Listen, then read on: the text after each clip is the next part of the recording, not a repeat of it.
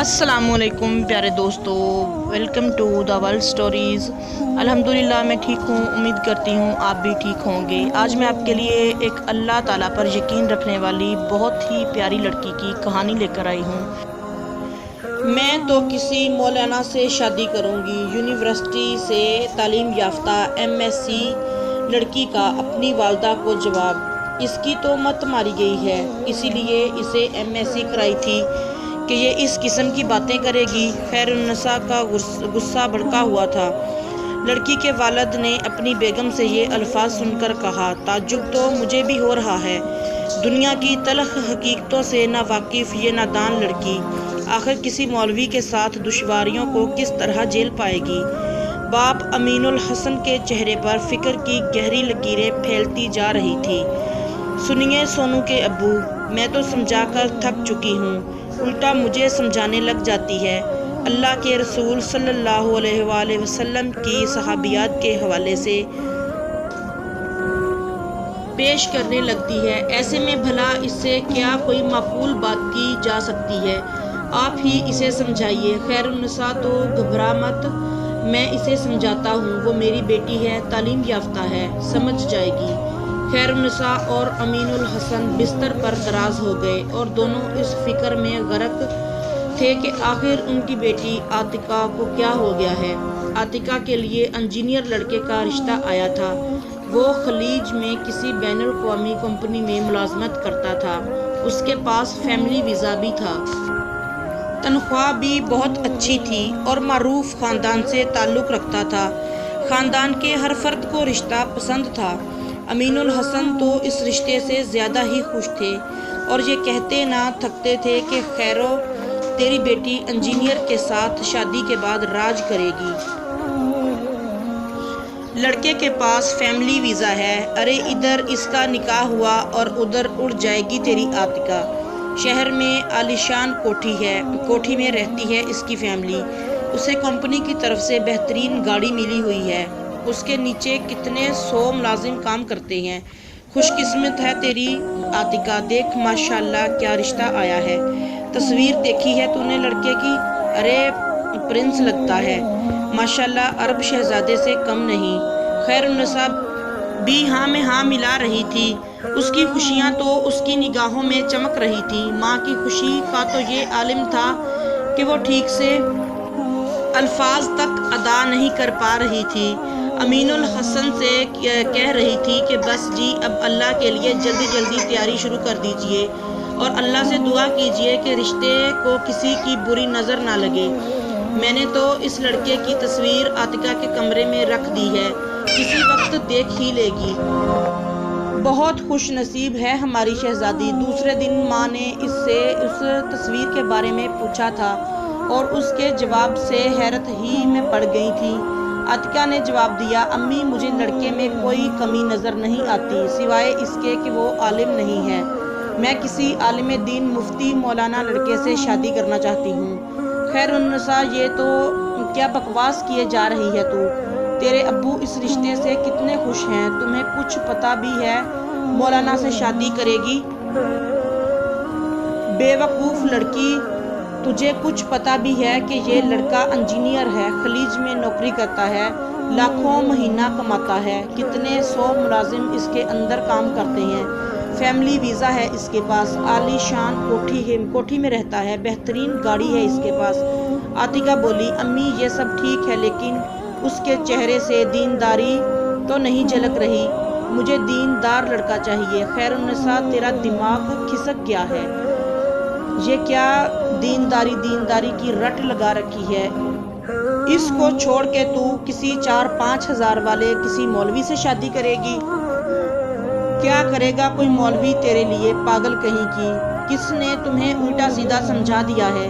امی کسی نے مجھے کچھ نہیں سمجھایا، میں کسی مولانا سے اس لیے شادی کرنا چاہتی ہوں کہ وہ اپنا حق بھی جانتا ہے اور بیوی کا بھی، وہ حقوق مانگتا ہے تو حقوق ادا بھی کرتا ہے، وہ امانت دار ہوتا ہے، وہ بد نظر نہیں ہوتا، وہ محبت صرف مجھ سے کرے گا اور روزی تو بہرحال لکھی ہوئی ہے، وہ تو جتنی ملنی ہوگی مل کر رہے گی۔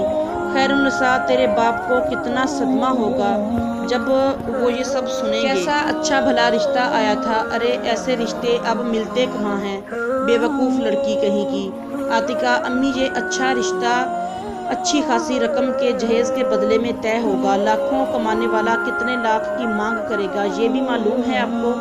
खैरुन्निसा ये तेरा मसला है या तेरे वालिदैन? शादी में तो आज के ज़माने में पैसे खर्च होते ही हैं, इसी में ऐसी कौन सी नई बात है, तो ज़्यादा दलीलें मत बघार समझी। आतिका अम्मी आज के ज़माने में भी अच्छे उल्मा बग़ैर कुछ जहेज़ लिए और बग़ैर किसी डिमांड के लड़कियों से सुन्नत के मुताबिक शादी करते हैं, और सुन्नत के मुताबिक शादी करने में बहुत बरकत होती है। मेरे लिए आप लोग कोई मौलाना लड़का तलाश कीजिए। सोचिए ना ये दुनिया कितने दिनों की है, आज ना कल सबको मर जाना है। मैं किसी खुदा तरस इंसान के साथ जीना चाहती हूँ ताकि मेरी दुनिया के साथ मेरी आखिरत भी तबाह ना हो, जो हमेशा की ज़िंदगी है।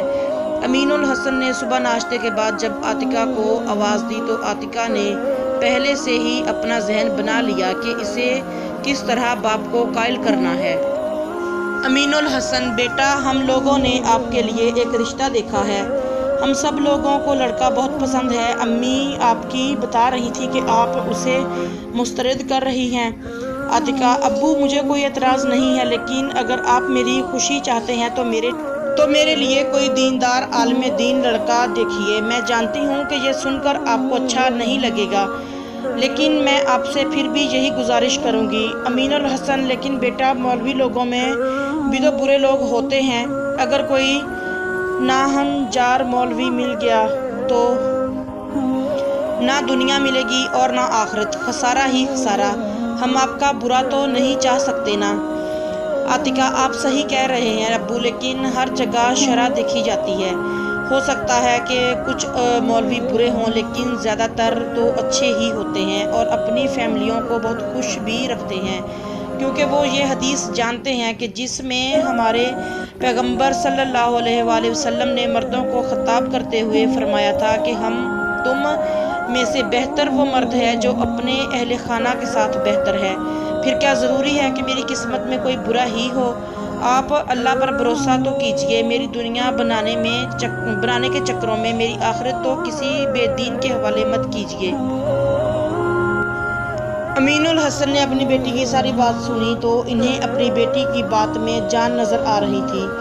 वो कोई कमसिन और गवार लड़की भी नहीं थी, आला तालीम याफ्ता थी, 23 साल की उम्र को पहुंच चुकी थी। वो अपनी पसंद और नापसंद का इजहार कर सकती थी, लेकिन इन्हें समाज और ख़ानदान के लोगों का ताना सता रहा था। वो जानते थे कि लोग मजाक उड़ाएंगे, बातें बनाएंगे और इन्हें सबकी बातें सुननी पड़ेंगी। खैरुन्निसा को तो उन्होंने अब खुद ही कायल करना शुरू कर दिया था और इस तलाश की जुस्तजू में लग गए कि कोई अच्छा आलम मिले तो अपनी बेटी की शादी कर दें। अल्लाह का करना देखिए कि इन्हीं दिनों में शहर में एक बड़ा दीनी जलसा हो रहा था और अपने भी शहर का एक नौजवान दीन कुरान की सुन्नत के दलाइल में रोशनी में बड़े जामिया अंदाज और ज़बरदस्त लफाजी में तकरीर कर रहा था। अमीनुल हसन की आंखों में उम्मीद की रोशनी झिलमिलाने लगी। अमीनुल हसन ने नौजवान मुफ्ती से इस सिलसिले में रब्ता किया। नौजवान आलिम ने जवाब दिया कि मोहतरम, आप ये तजवीज़ लेकर मेरे वालिदैन के पास तशरीफ़ ले जाएं। मेरी तरफ से और मेरे वालिदैन की तरफ से आपको मायूसी का सामना नहीं करना पड़ेगा इंशाअल्लाह। 6 महीने के अंदर शादी हो गई। नौजवान मुफ्ती साहब एक मस्जिद में खताबत के साथ दीनी अदारा और तदरीसी फ्रीज़ा में अंजाम दे रहे थे। वही कोई 10,000 की तनख्वाह थी। शादी बड़े ही सादा अंदाज में बग़ैर किसी रस्म खराफात के हुई। आतिका को ऐसा लग रहा था जैसे उसके पाँव ज़मीन पर ही ना हो। वैसे भी नौजवान मुफ्ती साहब शेरवानी में बहुत हसीन लग रहे थे, लेकिन दूसरी तरफ ख़ानदान के लोग मज़े ज़रूर ले रहे थे। चचाजाद भाई और कह रहे थे कि अमीनुल हसन साहब, चलिए, पैसे बचाने के लिए आपने अच्छा कदम उठाया। दीनदारी के पर्दे में ये हरकत आसानी से छुप जाएगी। गांव के मखिया का तंज था, मुबारक हो अमीन बाबू, 25-30 लाख की बचत हो गई। वैसे शादी के बाद इसी पैसे से मौलाना को कोई बिजनेस करा दीजिएगा 2 مہینے بعد عاتقہ سسرال سے اپنے مائکے آئی تھی۔ وہ ایسے خوش تھی جیسے اسے زندگی کا سب سے بڑا خزانہ ہاتھ لگ گیا ہو۔ ماں کو اس بات کی خوشی تھی کہ بیٹی خوش ہے۔ یہ الگ بات ہے کہ اس کے اندرون میں خلش اب بھی موجود تھی۔ البتہ امین الحسن پوری طرح مطمئن تھے۔ باپ اور بیٹی میں گفتگو ہو رہی تھی، تبھی عاتقہ کے فون کی گھنٹی بجی۔ ادھر اس کے شوہر تھے۔ وہ موبائل فون لے کر کمرے میں چلی گئی۔ کچھ دیر بعد جب وہ باہر آئی تو اس کا چہرہ کھل رہا تھا، اس کی آنکھیں آنسوؤں سے تر تھیں اور وہ کہہ رہی تھی، ابو، وہ آپ کے داماد نے مدینہ منورہ کے ایک تحقیقی ادارے میں جاب کے لیے اپلائی کیا ہوا تھا۔ وہ جاب ان کو مل گئی ہے۔ 1.5 لاکھ تنخواہ کے ساتھ رہائش فری دی جائے گی اور فیملی ویزا بھی ہے۔ ہم لوگ اگلے 2 ماہ کے اندر انشاءاللہ مدینہ منورہ میں ہوں گے۔ خیر النساء اب امین الحسن کو دیکھ رہی تھی اور دونوں کے خوشی کے مارے آنکھوں میں آنسو آ گئے تھے۔ لیکن امی، یاد رکھیں، دنیا مقصود نہیں ہے۔ جو اللہ سے ڈر کر حضور صلی اللہ علیہ وسلم کے بتائے ہوئے طریقے پر زندگی گزارتے ہیں، دنیا ان کے قدم چومتی ہے۔ اللہ تعالیٰ کا فرمان ہے،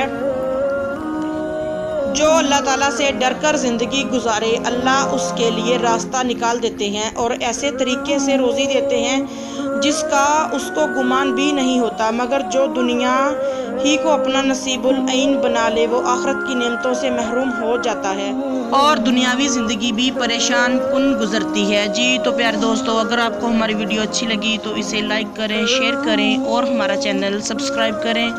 ملتے ہیں اگلی اچھی سی ویڈیو میں، تب تک کے لیے اللہ حافظ۔